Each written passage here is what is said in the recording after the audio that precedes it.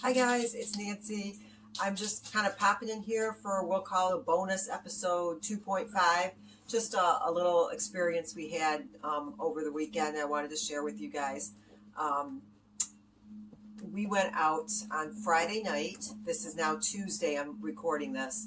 We went out on Friday to my cousin's house for dinner, and Sadie had been at the neighbor's house all day, so we really didn't want to ask them to keep her for any more time that night. So we thought she'll be okay. It's just a few hours.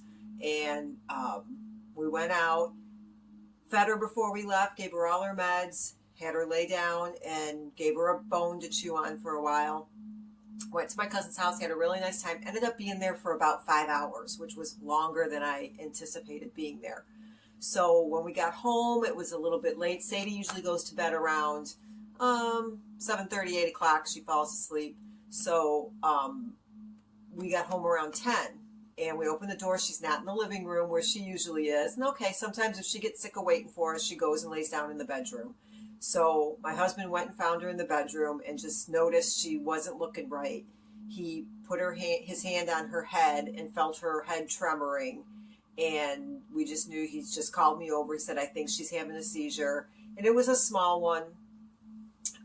She was just starting it from what we could tell.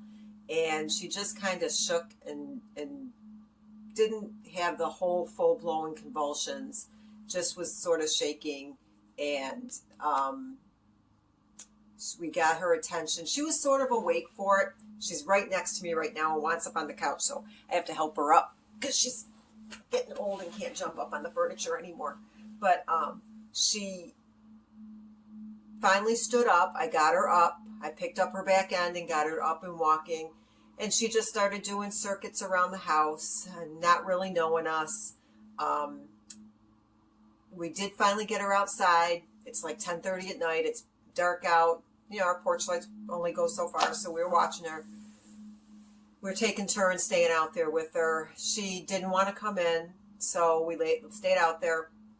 And then she was out there for about a half an hour, and at one point she just sort of laid down in the grass, and that was it. She was done. She's like, I'm not going anywhere. This was different. This was odd behavior for her. She usually doesn't lay down in the grass and stay out there.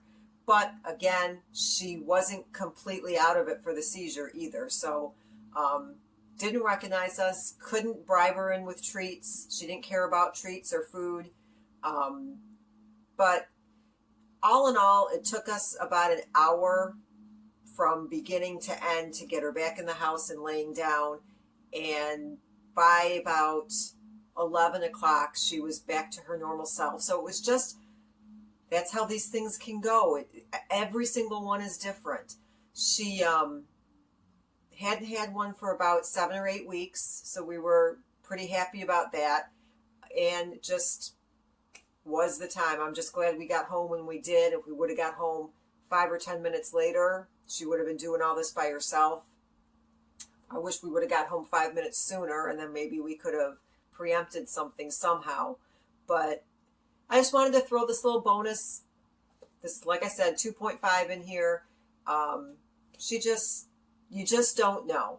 You can't predict, at least in our case. Some people, they know the triggers, they know when it's coming on. We did for a long time, for about a year. We knew within a day or two every month when they were going to come.